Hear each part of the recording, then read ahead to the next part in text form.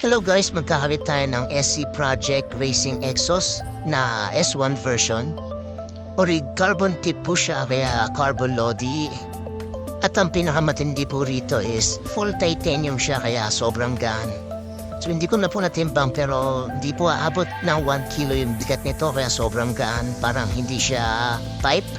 So dito siya ikakabit sa Kawasaki ZX-6R. So ang may-ari nito ay si Christian Hariola. So shoutout sa kanya at pakifollow na rin po yung page niya, Magas, sa Facebook. At ito naman po yung ating head mechanic na si Boss 30.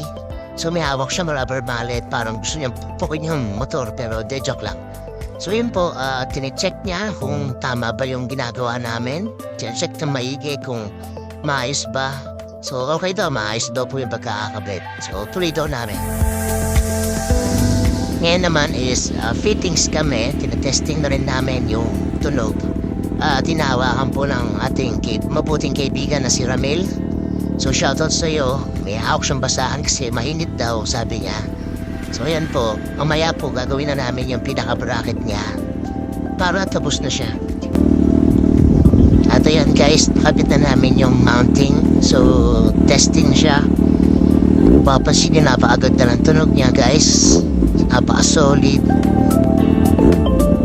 Hanggang sa muli po. Thank you for watching. Okay, bye.